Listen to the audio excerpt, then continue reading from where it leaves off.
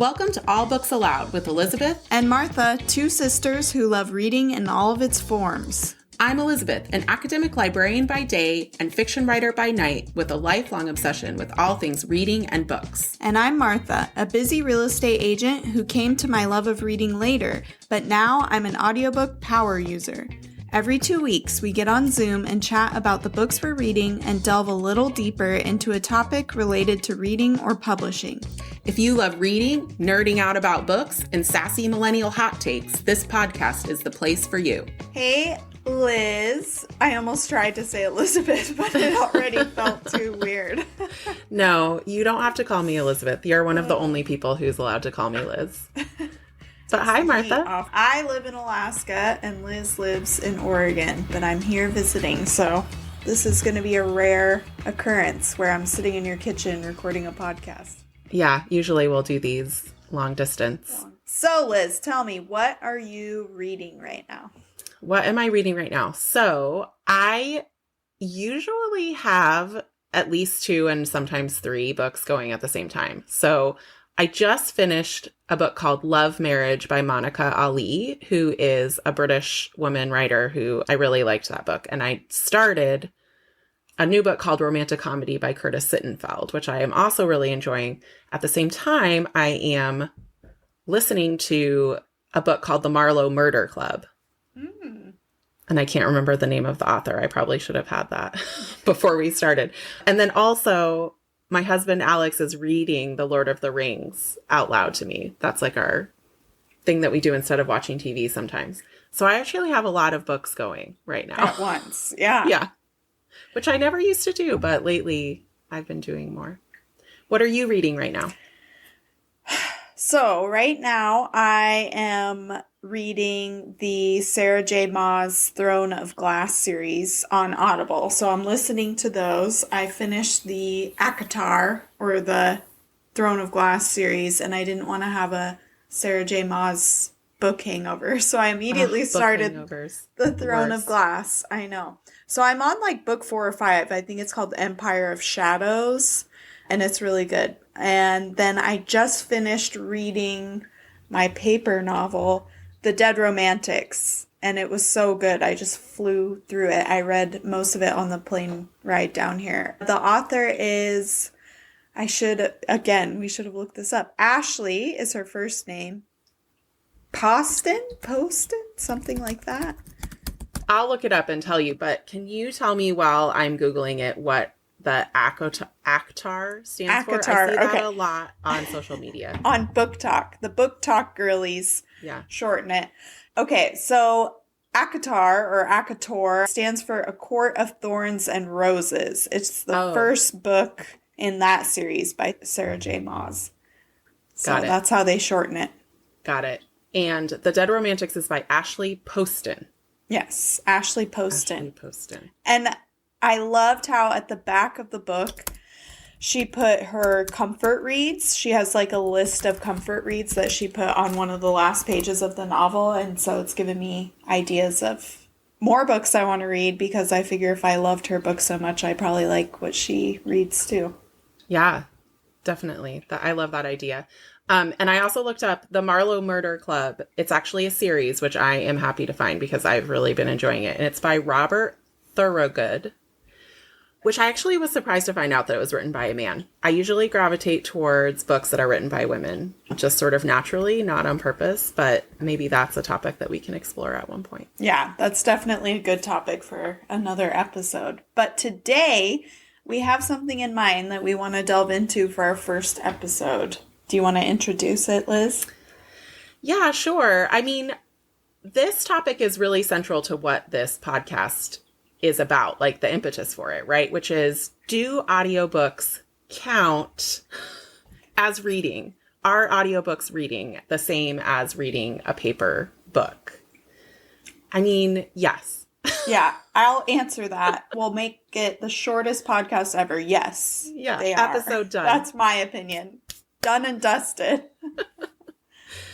But it is something that we wanted to talk about and sort of get out of the way early, right? Because it is something that we both have sort of run into this question in our lives, right? In our personal lives. I've definitely run into it in my professional life. I do research into reading as part of my scholarship with being an academic librarian. So what has your experience been with this question of, do audiobooks count as reading? From some people I know, it's been like, oh, well, you listen to it. That's not the same. It's just not the same. And I don't even know why. It's just not the same. I never really cared to debate it because I felt like, to me, it was the same. And it's not like I missed anything. I knew the whole story. I understood the book. So it was something I kind of let it roll off my back. It didn't really bother me. But then it must have, at least a little bit, because I brought it up to you one day. I don't remember how I prefaced it. Maybe you remember. But is it the same? Am I still a book lover if I'm listening to them rather than reading them on paper? Yeah, I'm going to out you a little bit that it was in a context being a little bit self-deprecating. We were talking about books and you were like, well, I mean, I'm not as much of a reader as you are. And I was like, wait a minute, didn't you read like 5 audiobooks in the last week or something? And you were like, well, but it's not really the same, is it? Or like, is it the same as reading? And I was like, yes.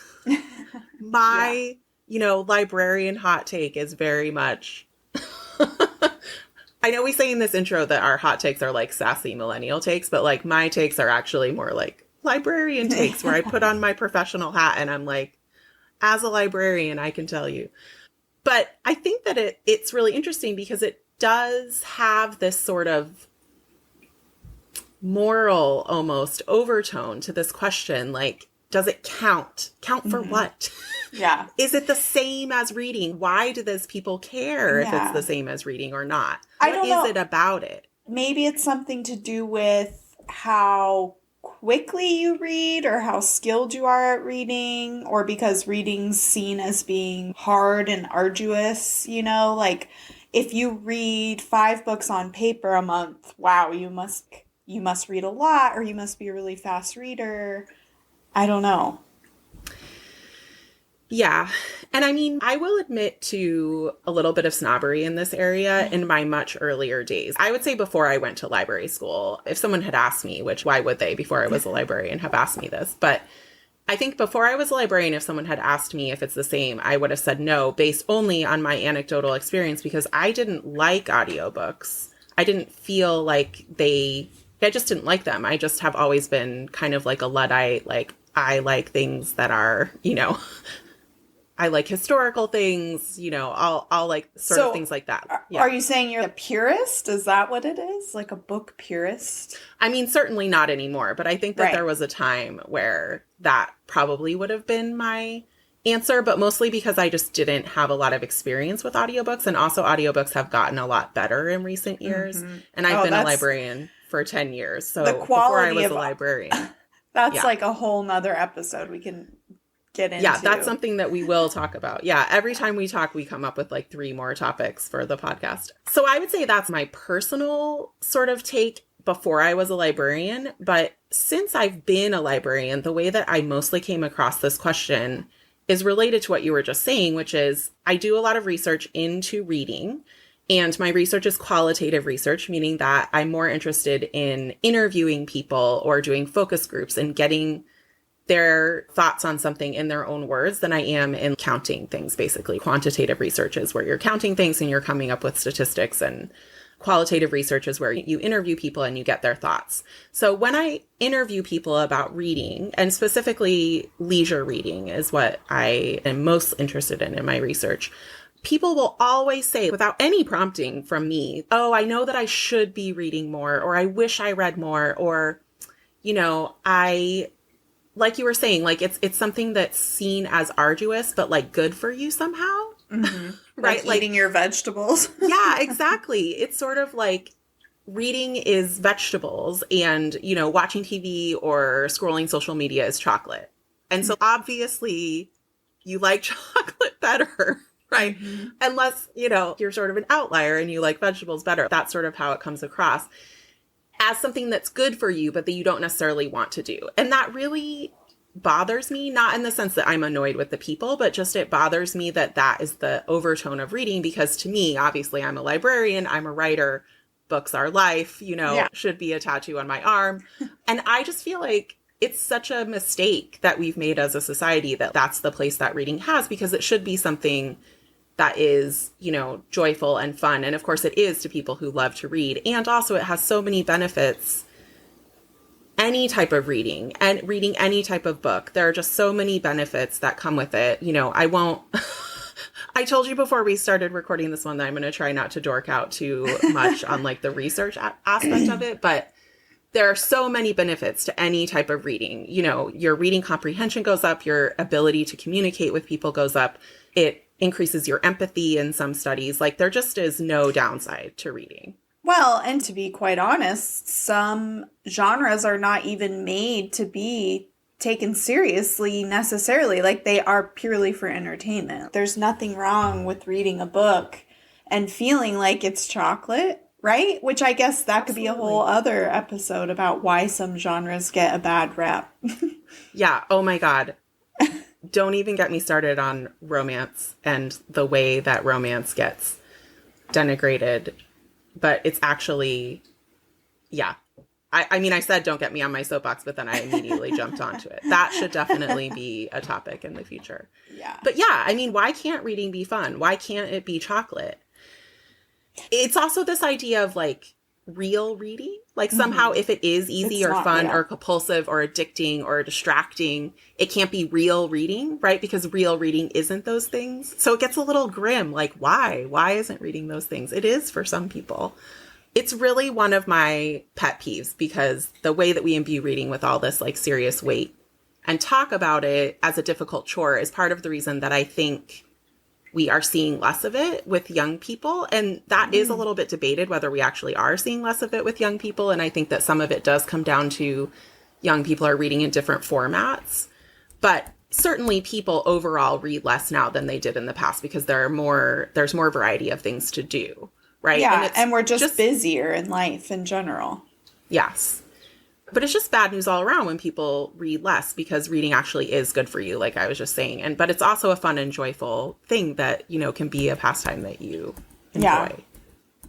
And I know for me, being in my profession, or even before I started doing real estate when I used to do hair, I just didn't feel like I had time to read 5 books a month necessarily. But when I listen to audiobooks, I listen to them, well, at this point, it's almost a problem because I no longer listen to like music or, my favorite podcasts as much because I'm too busy listening to all of my books. But I listen to them when I'm getting ready for work, putting on my makeup, doing the dishes, walking the dog, all of that downtime. I can be listening to a book. Whereas, when I'm reading, it's typically in bed at night before I go to bed. And so there's just not as much opportunity for me to read paper books. So I get through more of them. I listen to more stories. I just feel like how could that be not as good, So I've kind of gotten over that stigma a little bit, but I think it's important that we're talking about it because there's probably a lot of people like me out there. Yeah, absolutely. I mean, what you were just saying, the way you were describing reading and how it like keeps you from doing other things. It's so funny because it strikes me as exactly the way that people who I interview talk about the things that they do that aren't reading and that they feel like they should do less of and in favor of reading. So it does just go to show you that like you can have it actually can be something, right? It actually can be something that is that compulsive. I also, on the flip side, I mean, this is related. I don't think it's getting into a different topic, but I hate it when any type of reading is described as a guilty pleasure. Mm-hmm. What you were just describing, you didn't describe it this way, but you could almost see it be like, well, audiobooks are my guilty pleasure. Like, I love listening to them. And, I do. Well, I almost did do that because I was like, I don't listen to as much music. I don't listen to my favorite podcasts as much. So I did kind of do that. Yeah. Yeah.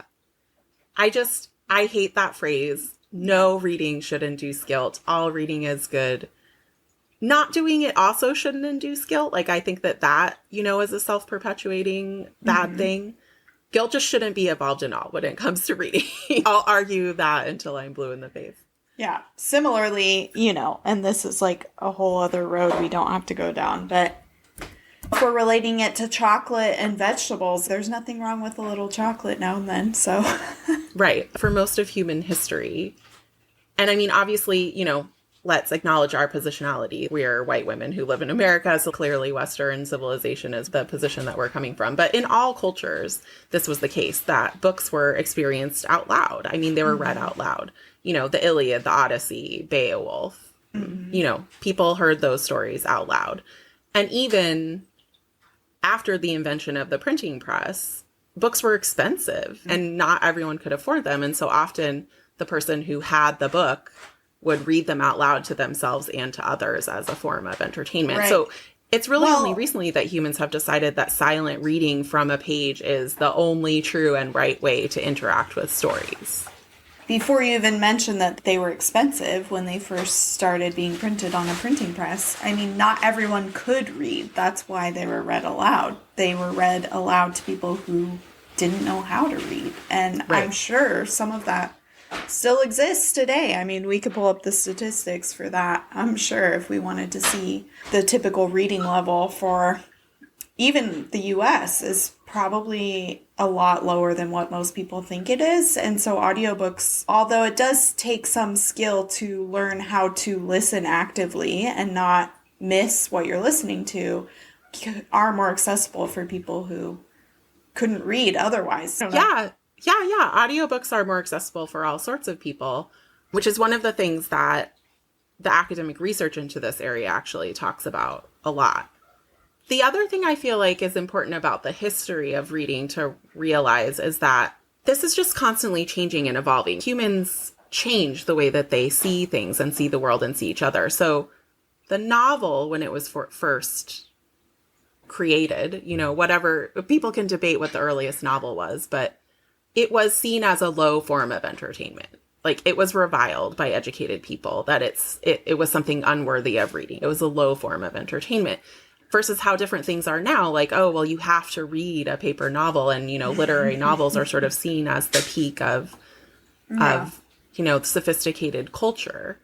And also things like, authors have always traveled around and given public readings of their books. There's something about the book, even when it's meant to be read silently to yourself, that is a performance. Stories and a performance of that story go hand in hand. Yeah. Some of my favorite audiobooks are ones that are read by the author because you can hear the exact tone that they meant the book to be read in. Which, of course, that's not taking anything away from someone reading it on paper and bringing their own voice and tone to it, because that's part of reading too, right? Is using your own imagination. But there's just something to be said about an author reading their book and listening to it as an audiobook that I think is really cool, and some of the best ones. Yeah, I think you just hit the nail on the head. It's different, right? I wish that we could get away from, and I hope by the end of this podcast we can agree that we're getting away from this idea of, is it the same, or is one better, or is the other one better? Like, they're just different experiences, and they're both good, I think. And really, when you look at the academic research into this area, that kind of is what you have to come away with, because it's really inconsistent in terms of how it would answer this question. So I don't know if we're ready to get into that part of the conversation. I'm such a dork and such an academic. I'm raring to get into the research into this. No, I think we should get into it. So I did not what I would call an extensive literature review, but I did for a couple of weeks look at the literature in this area about audiobooks versus reading silently to yourself, which is not my area of expertise. Like I said, my research is into recreational reading. My degree is in information science. And so I'm coming from the perspective of a librarian, and I'm talking to mostly students about their recreational reading life and trying to make a case for why libraries need to have recreational books in their collections, because there are all sorts of benefits. So my angle on this is sort of slightly different from research into, what is reading, the definition of what is reading in our formats the same. What I found is that the literature is really inconsistent. And mostly I think that is because it's researched in a lot of different fields. So all these researchers are coming at the topic from a different perspective, and they care about different things, right? So there are studies in psychology, there are studies in neurology that are talking about the specific brain activity that happens when you read. There are articles in philosophy that are dealing with the more what is reading, like sort of existential. There's articles in sociology, articles in information science that are written by librarians. So whether you say these readings are the same kind of thing depends on what you care about, right? So if you care about comprehension of the book and, like you were saying, an engagement in the book and the experience of reading, the answer really seems to be yes, they are the same for all intents and purposes. If you're interested more in the very specific functions of the mind and body while we do each thing, the answer is a little more complicated, and it's sort of maybe yes, maybe no. They're similar, but there are some differences. Are they differences that make enough of a difference that we can say for sure that they're different things? As that with makes science, sense. Usually the answer is not really. And it makes so much sense because we're using different senses, different parts of our brain to consume the books. So that makes complete sense to me. Right. And people who have learning disabilities or people who are blind or low sighted and their experience of reading being mostly audio. And obviously, I hope no one, even the people who come up to you and say, oh, well, it's not the same to listen to a book, I hope wouldn't say that to a blind person, that they hadn't really read a book. But what's actually really interesting is that in the same way that different people have different learning styles naturally because of whatever, set of factors are at play in their life, people with low or no vision also experience reading, listening to a book different from a person who does have that eyesight. So I read an article by a blind sociologist named Niklas Schultz. I'm not sure if I'm pronouncing that correctly. It was just published in 2022. He pointed out a lot about the inherent ableism in the way that most of the literature treats this topic, including some of the studies that I looked at in full transparency, but just said that there are those different ways that your senses work in everyone, but also specifically in people who are blind. So it's really important that those people are also doing research and talking about their own experiences, and that people who are sighted are not just talking about, oh, it must be this way for you. And one of the things that he talked about is part of reading is something called subvocalization, which is when you're reading silently to yourself, your muscles that you would use to speak are actually subtly working while you're reading. That's so fascinating. Yeah. So the speech muscles are working. And this is something that apparently since the 1980s, cognitive psychologists have been measuring this, the movement of those muscles.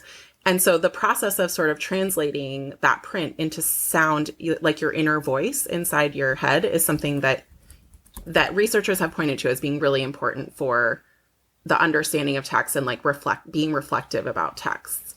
And what Schultz is saying is that he argues that the inner voice can be used in that same way when listening, specifically that blind people, because they rely on that for comprehension, that happens in a different way for them and is replicating that act of reading more closely than someone who can see, right? And in his own research, he talks about using computer read text for exactly the opposite reason of what you were just saying about liking to listen to audiobooks read by the author, because computer read text doesn't imbue any meaning into the text, and then he has to repeat it to himself in his mind to get that meaning out of it. And also he talks about the speed at which it's plays a large part in that.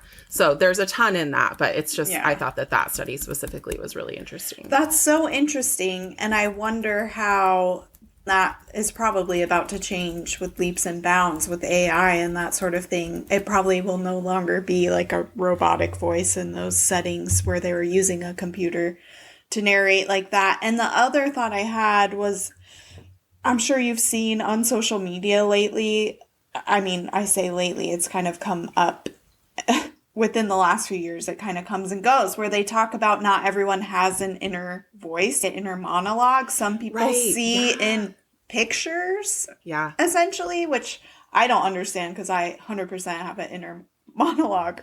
Yeah, but so I wonder how listening to audiobooks affects their perception with their, inner whatever is going on Yeah, in there. I wonder too. I didn't see anything about that in the literature. I will say that, again, I didn't do what I would call a systematic literature review. I want to make sure that no academics listening to this come for me. No.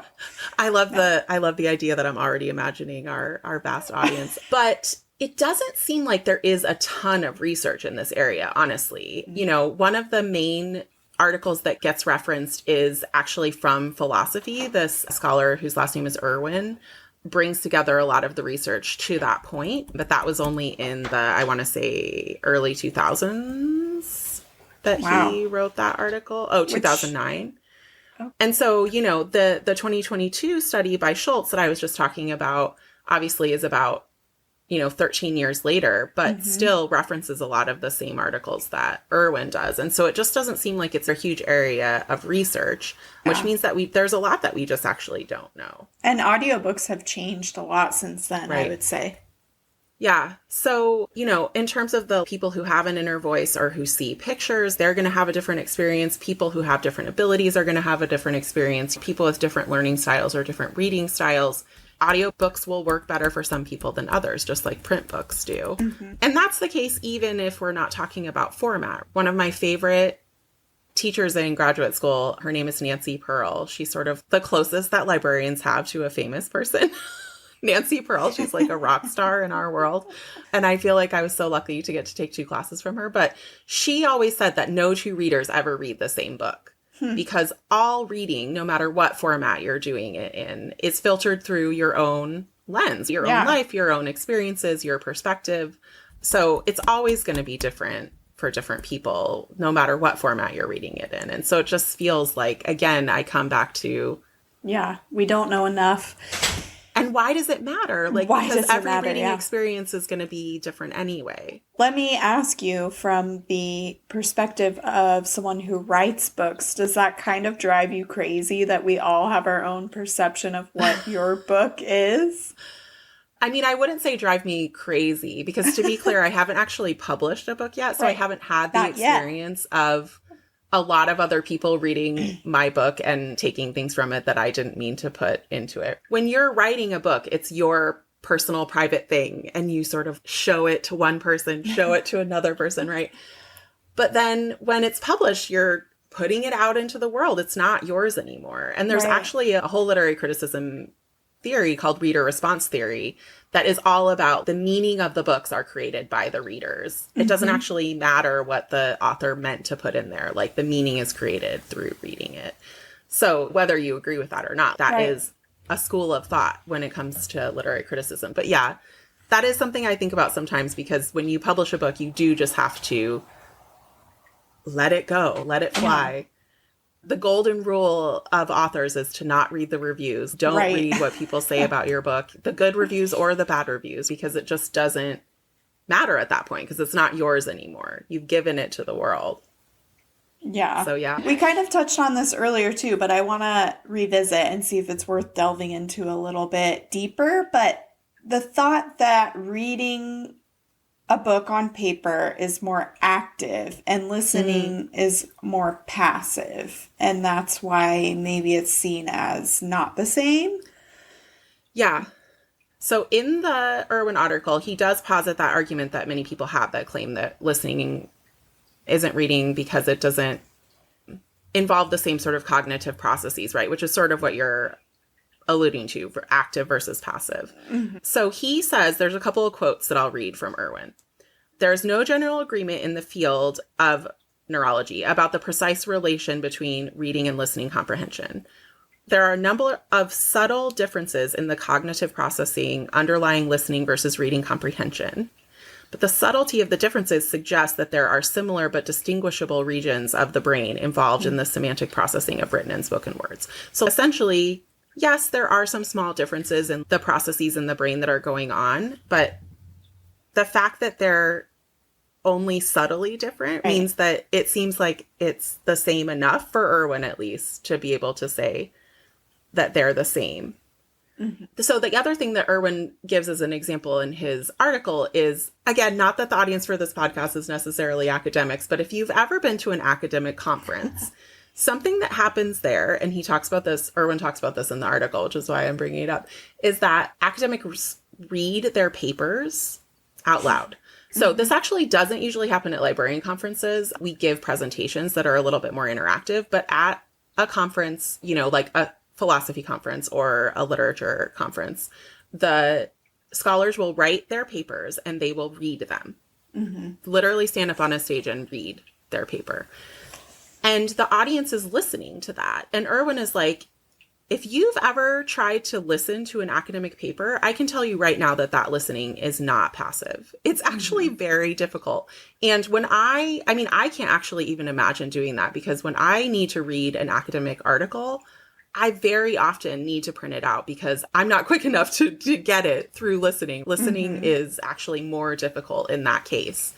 Which doesn't necessarily prove anything, but just to say that it depends on what you're listening to. You can't just make a blanket statement that listening is passive and reading is active. And actually, I would argue that learning how to listen actively is a skill that you have to hone, and you're not necessarily great at it in the beginning. If you start listening to a book or a podcast or whatever, you might notice your mind wandering and you have to bring it back, just like with a conversation. The best listeners are actually listening to what the speaker is saying and not just thinking about what they want to say next. Yes. And it's kind of the same with audiobooks. It's a skill that you can hone over time of really paying attention to the book, really trying to pick up on the nuances of the text and digesting that as a reader.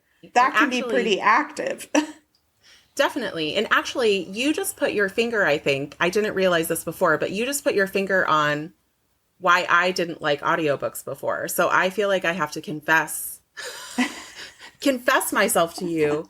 In that earlier phase of my life, when I would say that I didn't like audiobooks, part of the reason is because I would put an audiobook on and I would get distracted and I would not be listening. And all of a sudden I would come back to it and be like, oh, I don't know what just happened in the last 5 minutes. And I would have to go back. But instead of realizing that as a failure on my part, I was like, oh, audiobooks are whatever. But then actually, most recently, when you have sort of convinced me to give audiobooks another try and I've gotten into them, I started out intentionally only listening to them when I was walking. So I wasn't doing really anything else, right? I wasn't driving, so I wasn't having to pay attention to the road. I was just walking and listening to the audiobook. A mindless task. And I will tell you, I enjoy it so much now. And I can listen to them now when I'm driving. I can listen to them when I'm doing other things because I have practiced it, like you said, and it's something that I've gotten used to doing. So yeah, even just that anecdotal experience underscores what you were just saying about it being something that you can get better at. I love it. My ADD brain loves it because it helps me get through those mundane tasks that I would put off or procrastinate on doing because I just don't want to do them. Yeah. But if my brain has something else to do to keep it busy while I'm doing those tasks, it's really helpful, which is not really what this episode is about, but just an aside for other people like me. Yes, and also it is what this episode is about, because what you're describing is something that you think of as candy or chocolate, to go back to our analogy earlier, that you're using to get through a task that you think of as vegetables. Reading for you is the chocolate that you use to get through those tasks. Yeah. Which I think is great. Again, I'm just pro any type of reading, all the books, all the reading. So I would say the last sort of category of the research that I do want to make sure to talk about is also related to this, which is there's another subset of studies, again, not very many. The main one that I found was from 2011 and was done by a librarian and reading researchers, really similar to what I do. But there are other studies as well about sort of the difference in interest and engagement and comprehension between the formats. So this 2011 study by the librarian looked at college students and had them read 4 to 6 pages of print, ebook, and listening. So the same amount in each format, different books, all fiction by the look of it. And the order in which the texts were read and the modality that they read them in were all random to try to control for as much as possible. And basically, she found there was no statistically significant difference across the formats in comprehension. Participants' level of comprehension was the same regardless of the format. There was also no difference in engagement. The book that was liked the least popular book, was equally not popular among all three formats. And that was consistent. Interesting. And so her conclusion was like, for what I'm interested in, again, right? It depends on what the researcher is interested in. Right. The experience of reading is essentially the same across all the formats. There was one study I found that was actually a dissertation, so it hadn't been peer reviewed, but it was of much younger children. I want to say 7th graders. And it found that actually, it was one of the only ones that I found that said that the comprehension was lower with audiobooks, but the person gave a very large caveat that these are children that have a hard time paying attention. So literally, it's what we were just talking about. Yeah. They have not practiced, yes, listening and paying attention to something. And so it was easier for them to comprehend when you put something in front of them and we're like, okay, now read this. Right. But for the most part, and I mean, again, it's no surprise that that was a librarian. And that's also what I'm interested in most, is that level of engagement and comprehension. But when it comes to those factors, there aren't differences between the format of reading. So I feel like that is an important thing to make sure to get out. That's very validating. I hope that it is validating, not just for you and me to sort of validate, this isn't just us giving an excuse for our confirmation bias. We both like reading audiobooks, so we're going to decide that they're good. But I do think that it's important that people's reading is validated, because it is an unalloyed good reading, right? And reading in all formats, reading in all genres, like I already said, it's just good for people to do. So I hope that this podcast and this episode is validating for people to just, follow your bliss and read. Yes. Read however it works for you. I love it. Yeah. I just get so dorky when it comes to the research. It's my favorite thing. Something also from Irwin was about books that are translated from one language to another. The example he gave is the brothers Karamazov, right? Dostoevsky. He's like, is my experience of reading that book much more impoverished for not having read it in Russian? Probably. Mm-hmm. Right? I didn't read it in its native language. Right. But would someone tell me that I hadn't read the book if I read it in English instead of Russian? No. Probably not, right? Probably not. So you don't need to learn Russian to read that book. Thankfully. It's a hard language to learn. Yeah, and just think about how impoverished our experience as readers would be if we were only allowed to read the books that were written in our own language, right? There's so many wonderful books that have been written in other languages that I'm grateful that I got to read. And it also just goes back to humans choose the thing that they want to be picky about, the thing they want to be snobby about in that moment, which is a totally normal human thing to do, but we need to recognize that that's what's going on. It's not something that's inherent. It's something that, society moves forward, it changes, it evolves, its thinking evolves when it comes to all sorts of topics, and reading is definitely one of them. Yeah, definitely. But, people are different. Audiobooks might not be for everyone. Yep. But if they are for you, read on, my friends. Yeah. Read on. I like it. Well, thanks, Liz, for talking about this with me today. I think it's the perfect topic to get our podcast started, and I'm excited to see what's to come. Yeah, thanks for letting me ramble on. Of course, any day. What would it be without your research? Well, thanks for joining us, everyone. We hope you enjoyed this conversation, and make sure you subscribe wherever you get your podcasts.